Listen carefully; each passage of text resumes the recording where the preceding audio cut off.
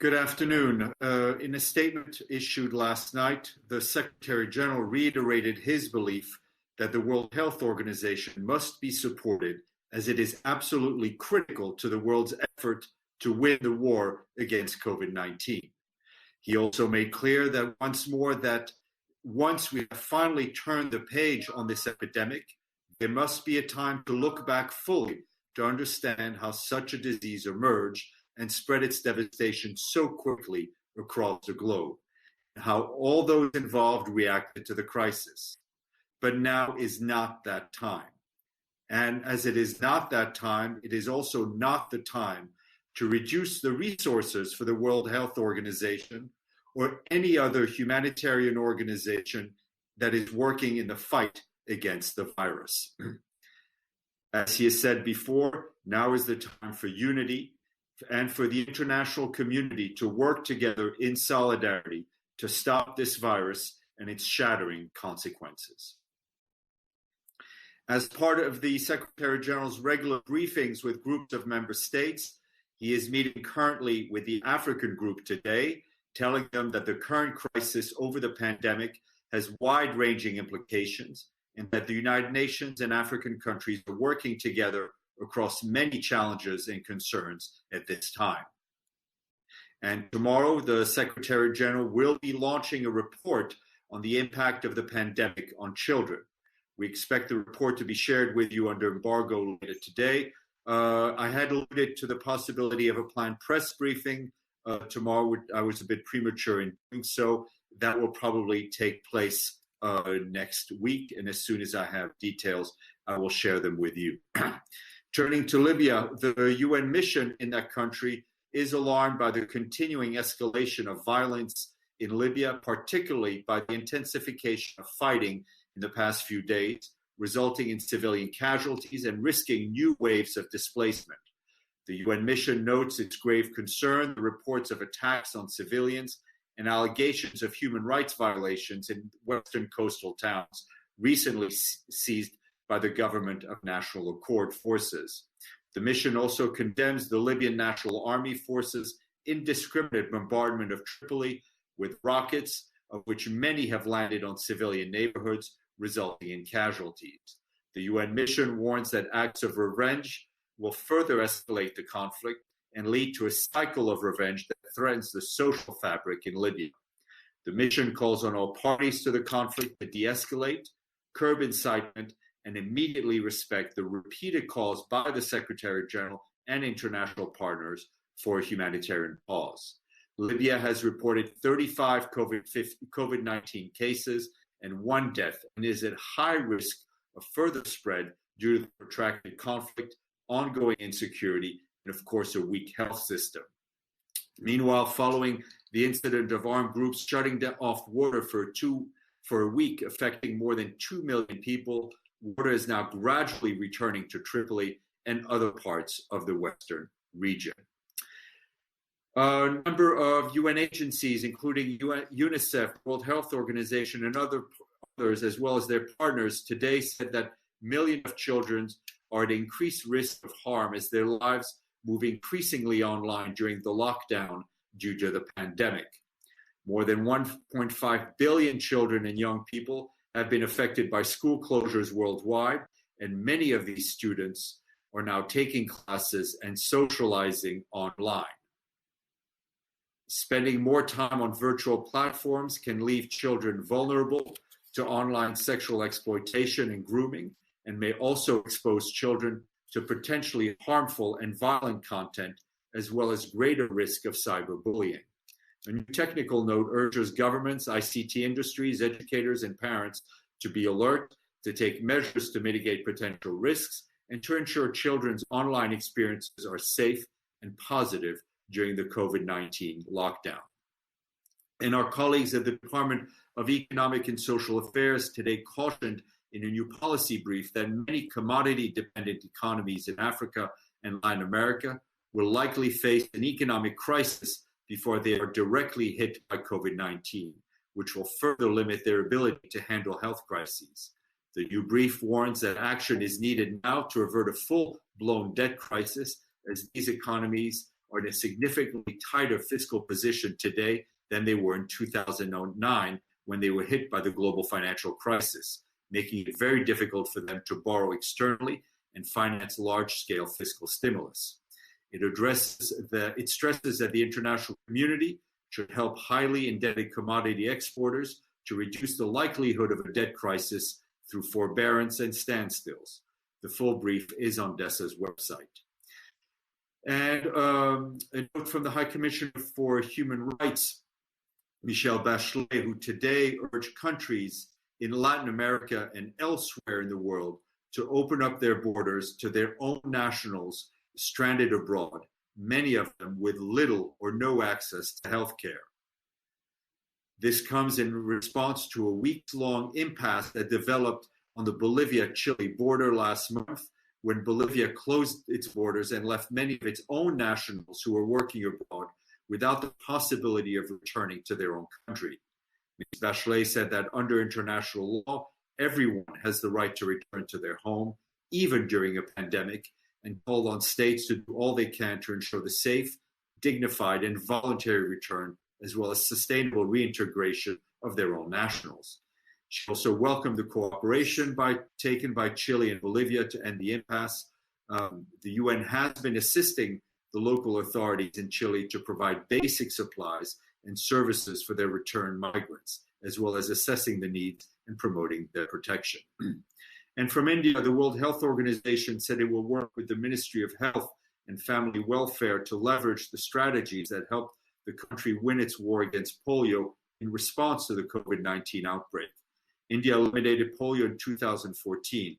WHO's National Polio Surveillance Network will be engaged to strengthen the COVID-19 surveillance, and WHO field staff will continue to support immunization and elimination of TB and other diseases. And our humanitarian colleagues tell us that our UN staff in Myanmar, together with national and international partners, is supporting health authorities in scaling up efforts to prevent and control the outbreak of COVID-19 and improve access to healthcare in humanitarian settings. The UN is focusing on vulnerable communities and frontline health workers. Myanmar's humanitarian fund has mobilized the first reserve allocation of $2 million to support a coordinated response for displaced people and other vulnerable crisis-affected people in Chin, Rakhine, Kachin, Shan, and Kayin states.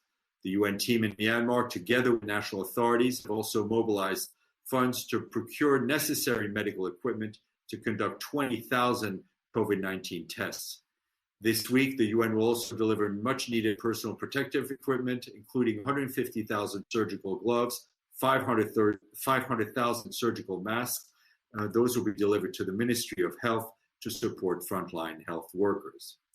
And turning to Lebanon, our peacekeepers there provided medical and personal protective equipment to host communities in South Lebanon in their collective efforts to contain the spread of the COVID-19 virus. The peacekeeping mission, Spanish, French, and Ghanaian peacekeepers yesterday handed out those life-saving items within their respective areas of responsibility.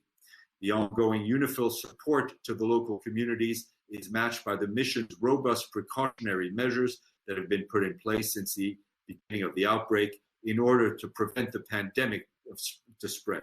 UNIFIL seeks to improve its capabilities and enhance efforts to prevent the spread of the highly infectious virus. And in Nigeria, our colleagues there tell us that a shipment of ventilators and other essential medical supplies procured by the United Nations in the country arrived yesterday. The shipment, which is the first of several, also includes personal protective supplies, which will be deployed throughout Nigeria to health facilities in need. The UN resident coordinator, Edward Kalon, said that the UN in Nigeria is actively mobilizing resources to support the government's strategy of containing the virus and adequately caring for those who are ill. As of April 13th, there were 343 confirmed cases in Nigeria, with 91 discharged and 10 deaths. And turning now to another epidemic, the Ebola outbreak in the Democratic Republic of the Congo. As you may be aware, up until Friday, the country had gone 54 days without a confirmed case of Ebola. and 40 days had passed since the last person known to have Ebola tested negative and was discharged from treatment. Authorities were days away from being able to declare the outbreak over. However, 3 new cases have been confirmed since Friday, including 2 people who died. It is likely that the additional cases will be identified. In Geneva, the World Health Organization's Emergency Committee met for the 5th time yesterday and concluded that the Ebola outbreak still constitutes a public health emergency of international concern. Dr. Tedros reiterated that huge progress has been realized to contain this outbreak in very difficult circumstances. But the work of the medical teams in the country is not over. The committee noted that in addition to insecurity, the COVID-19 pandemic brings new challenges to an already complex operation. And staying in the DRC, violence in Ituri, we have had another update there. Since the beginning of April, people in the province of Ituri are victims of a new spike in violence. Earlier today, Leila Zerougi, the head of the UN peacekeeping mission there, condemned the killings in the province's Jugu territory. People in this area are facing particularly brutal and heinous violence, she said, including murders, looting, and arson. In the areas most affected by violence, UN peacekeepers are strengthening their presence in support of the Congolese army. They're also increasing patrols, as well as deterrence operations and reconnaissance flights to locate armed combatants. The special representative also shared her concern about misinformation and spread in the area and designed to undermine the work and impartiality of the UN mission. As the Congolese population faces multiple threats to health and security, Ms. Zerougi called for unity to protect the most vulnerable. And note from Greece, the International Organization for Migration, the UN Refugee Agency, and the UN Children's Fund today welcomed the relocation of 12 unaccompanied asylum-seeking children from Greece to Luxembourg. Germany is also in the process of relocating another group of unaccompanied children from Greece who are due to arrive this coming week. These are the first relocations under a European Union initiative for 1,600 unaccompanied children in which 8 member states have pledged to participate. The agencies highlighted that the progress made is in line with the children's interests, considers their international protection needs, and takes into account existing family ties. As of early April, there were more than 5,200 unaccompanied children separated in Greece in urgent need of durable solutions, including expedited registration, family reunification, and relocation. That is it from me. We now move to my favorite part, your questions, for which I need some reading glasses. And let's see. Evelyn, go ahead. Evelyn? Yes, can you hear me? Yes, ma'am. Okay, yes, go. All right. There was a story on TASS, as a matter of fact, that Russian Foreign Minister Lavrov wants the P5 of the Security Council to meet in person, and video conference can only be supplemented. Is that something that is safe, or do you have a position on it? And secondly, have there been any volunteers to make up the funds that the United States has or will deduct from WHO? We will support member states in whatever way we can. So whatever way they come up with, we will answer. And as for the funding on WHO, you have to ask WHO. Edie.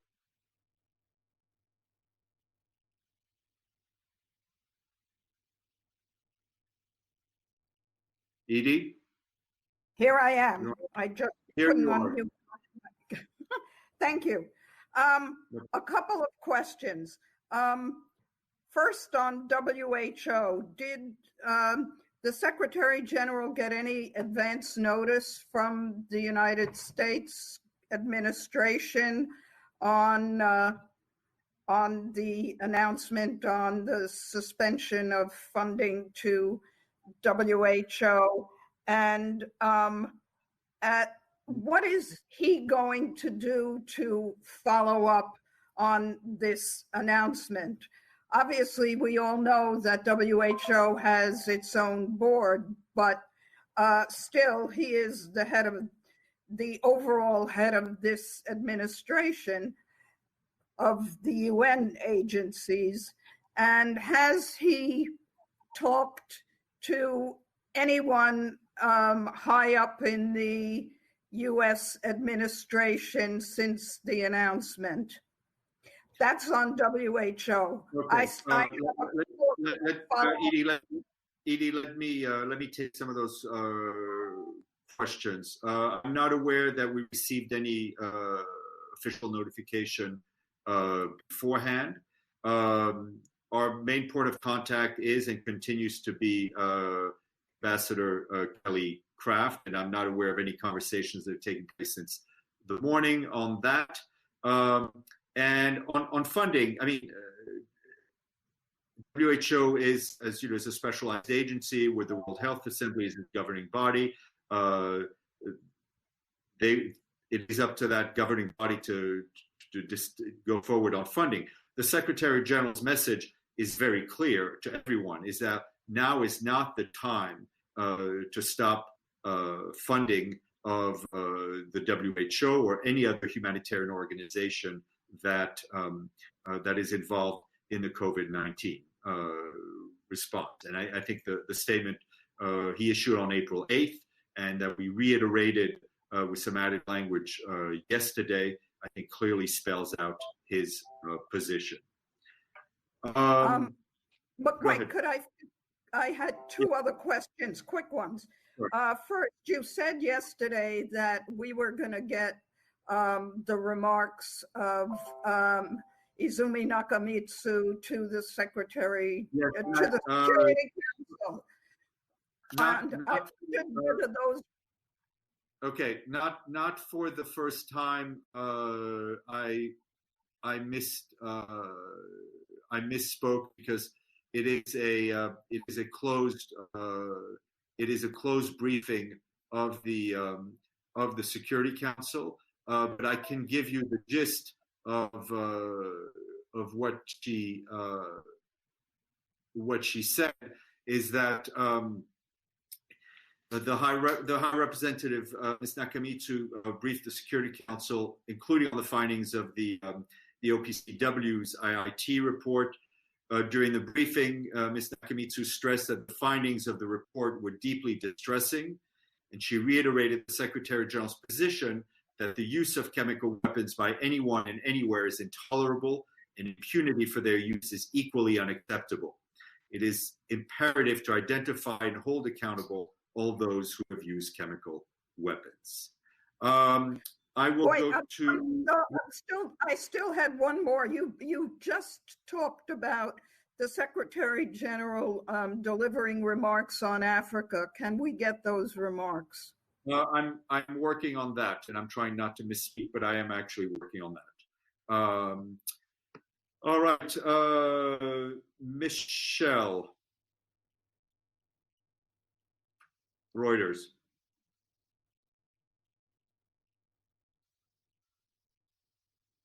Michelle? All right. In the meantime, Iftikhar is emailing in a question. So he has microphone problems. He's asking, Prime Minister Imran Khan has proposed to the Secretary General to launch a global initiative for debt relief for developing countries to help them combat coronavirus. Does the Secretary General have a response to this proposal? I think the Prime Minister's initiative is basically in the same spirit as the Secretary General's own position. The Secretary General believes that debt relief must be an important part of the COVID-19 response, including immediate waivers on interest payments for 2020. It's important that the limited resources that I think some of the world's poorest countries should be used to combat the virus. That should be what these resources should be used.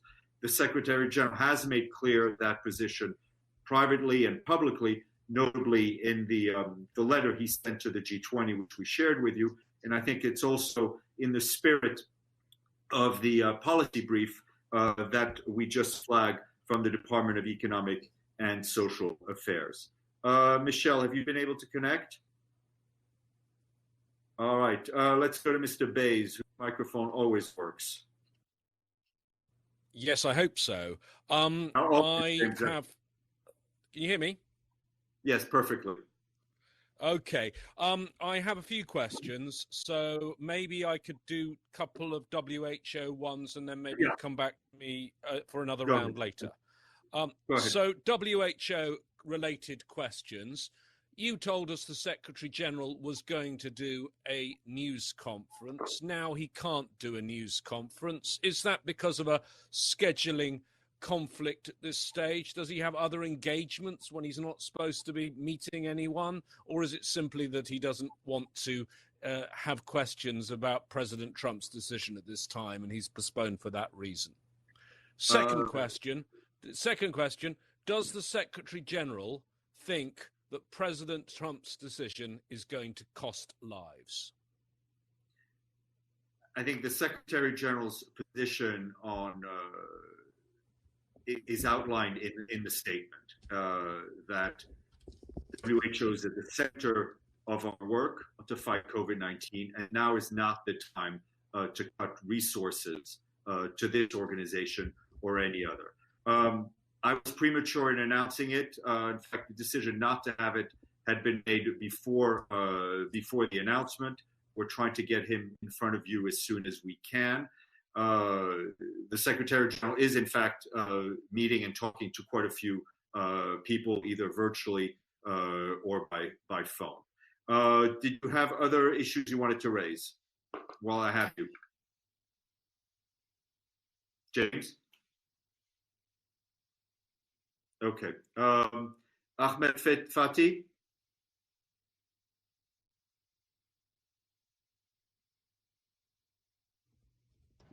Thank you, Steph. I hope you can hear me. My question, with the planned rolling out of testing for the Secretariat and for the resident media, do we anticipate that we are on the verge of the UN reopening again? And is there a sort of a committee undertaking this activity, or it's just left day by day as we are? Thank you. So on your first part, I would urge you to actually read every word in the email that was sent to you. On the second part, there is no immediate plan to remove the telecommuting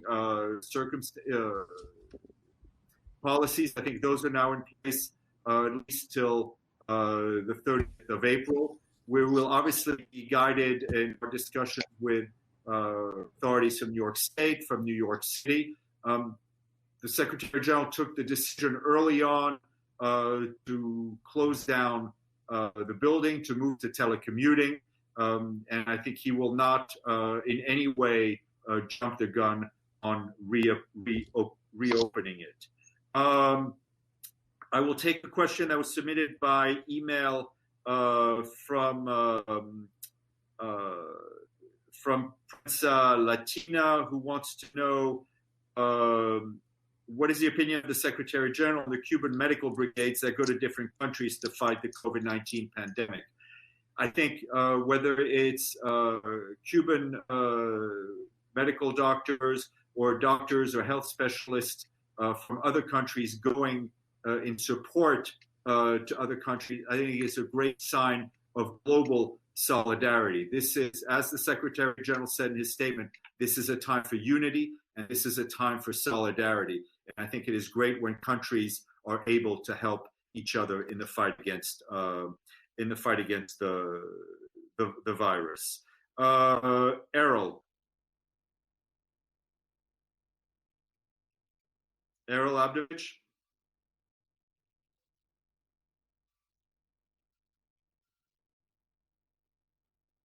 Are you hear me? I can hear you perfectly, Errol. Okay, very well. So regarding the protocol of returning back to the UN campus, what would you say? Will the UN follow the issues of the city? I mean, the proclamation rather of the city of New York and state of New York, and also the President Trump, who is talking about arbitrary opening the country. Errol, we're not going to get into the politics of what is going on here. We are in touch with federal authorities, state authorities, local authorities. Obviously, the decision to reopen the building is the Secretary General's. He will be guided by medical advice, and I can assure you that the Secretary General will not jump the gun in any way. We are continuing to telecommute. We're also continuing to be open for business, as these daily briefings attest to it. Our colleagues, technical colleagues, are continuing to support the Security Council in having video meetings. So the work of the UN goes on, even if we are not physically in the building. Just one more. Yes. Just one more, please, if I can. James asked you. Let me reformulate that question. Actually, is the Secretary General concerned that the rhetoric of the President Trump will cost the lives worldwide? I think I would refer you to what the Secretary General said, and I think it's pretty clear. It's pretty clear. Mr. Avni. Sir, this is actually a little bit of a follow-up to Errol's question. The IMF has said that has predicted like a catastrophe in the order of the 1929 crisis. Does the Secretary General, maybe based on WHO recommendation, have any idea about exit strategy? How do we get back? How does the globe get back to normal? The health exit strategies is being outlined by WHO. They're in the lead. They're the medical experts, so we're following their lead. But as the IMF predictions show, there's more than just medical issues involved. There's also economic. We have been saying that. We've been saying that from the beginning. And I would refer you to what the Secretary General said when he launched this Solidarity Fund for middle-income countries. Is that this is not just a health crisis. It is a human crisis with severe socioeconomic impact, and how countries implement policies on how we restart the economy, the kind of society we have, will have a great impact on the world, in the post-COVID world that we hope to get to as soon as we can. Abdelhamid? If there's a report says that the P5, the permanent five, are planning to have a meeting to declare support of the Secretary General's call for a global ceasefire. Can you confirm that? No, I think I saw the press reports like you did, and what the statements from President Macron this morning. We would obviously welcome such a unified call from not only the P5, but obviously the whole of the Security Council. So the SG had received no communication, the SG, on that matter? He's had conversations with the permanent representatives, the P5 over the last, he's in constant touch with a number of the permanent representatives. But this is a member state initiative, and we have to wait to see what happens. A question from Mohsen Taharzadeh from Myanmar. The Secretary General and others, a UN organization, have repeatedly stressed the impact of sanctions on countries' capacities like Iran to respond to the COVID-19 pandemic. But the US has not changed its policies. We also see actions against WHO. Does the Secretary General have a pragmatic plan for this? I think the Secretary General's position on sanctions has been very clear. He would like to see sanctions that are clearly impacting member states' ability to respond to the COVID-19 crisis be removed. He has made that position made clear publicly, and he's made it clear also privately in conversations with some of the member states who have imposed unilateral sanctions. James Reiner is asking about Yemen funding. Yes, we do have an appeal out for Yemen. We can get you the numbers, and we'll try to get you a humanitarian update from Yemen as soon as we can. Pam Falk, and then we'll go to Benno from DPA. Pam? Hi, Steph. Just to follow up on funding and finding a way to, if necessary, bridge the gap on the U.S. funding cut on WHO. Does not member states or other people, but does the UN have any plan to use SURF, emergency funds, any kind of funding to make up the gap? Oh, wait. Yeah. Go ahead. No, go ahead. Just on the UN funds, and just another way of asking James's question, what does the Secretary General believe will be the impact of the fund cutting? Thank you. Look, questions about funding, WHO funding, need to be addressed to WHO in terms of how much funding the U.S. gives and the impact on programs. That's not a question I can answer. Secretary General believes that WHO needs to be supported. The SURF is a different fund. We've in various cases allocated SURF funds to kind of kickstart programs in various places.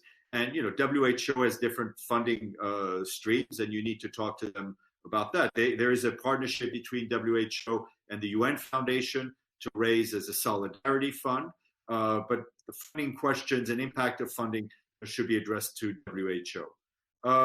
Ben, DPA. Hi. Yes. Hi, Steph. Hi, colleagues. Good to see you.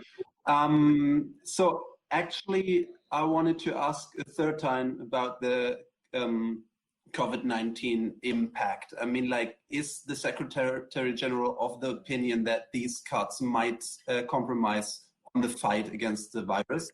And my second question would be, as whole New York is speaking about opening up the society again, is there a timeline when this noon briefing will be held again in the Secretary's building? There's not, as hard as you may, as difficult it may be to believe, there's nothing more that I would like than to actually see you all in person, at least for a day. When we will open, I don't know. I mean, as I think some experts have said, it's the virus that will decide. We are in touch with all levels of authorities here. When the Secretary General feels it's safe, the building will be reopened. But there is no date for that reopening set now. We will assess, and the Secretary General will do what is safest, to take the safest route in that decision making, as he did when he decided to close the building down and limit the number of people that were there. The Secretary General's position on announcements made yesterday, I think, is very clear and is outlined in the statement that he issued last night. Let's see. I think James, I think you still had some questions, so I'm happy. Well, yes, I guess I I do have some questions. So if I can first perhaps slightly try and amend my earlier question, because you just read me a bit of the statement. I don't want a bit of a statement, I want an answer. And I understand that the proper assessment of the impact has to be done by the WHO. Does the Secretary-General fear that lives could be lost as a result of President Trump's decision? And I'd appreciate a yes or no. Well, I always try to get you what you would appreciate. But what I can tell you, again, is that WHO is at the center of our fight against COVID-19. And one of the best ways we can have to fight this virus is to show solidarity and to support WHO and other organizations. Okay, some quick follow-ups first. The testing in the building, are there any plans for the antibody test? Clearly, one of the big pieces of this is finding out people who are asymptomatic. I understand. I would encourage you to read that email fully. Okay. Anyone else? I think. No, I've got another question. I've got another question, yes, Steph. Please, go ahead. I've got two more questions. So you've already been asked this, I'm going to ask it in a different way. In an interview with Al Jazeera, the French ambassador to the UN said he was hopeful in the next few days the Security Council might be able to pass a resolution on cessation in conflict zones on the Security Council's agenda. That clearly echoes the Secretary-General's call. What would be the Secretary-General's view and how important would such a resolution be? I think it would send an extremely strong and powerful message if the Secretary-General's call for a global ceasefire was backed by a Security Council resolution. The member states will decide, the Security Council members will decide, but I think we are very pleased with the impact it has had and the resonance the Secretary General's call has had. We've seen a number of leaders on the world stage echo that call. We have seen armed groups put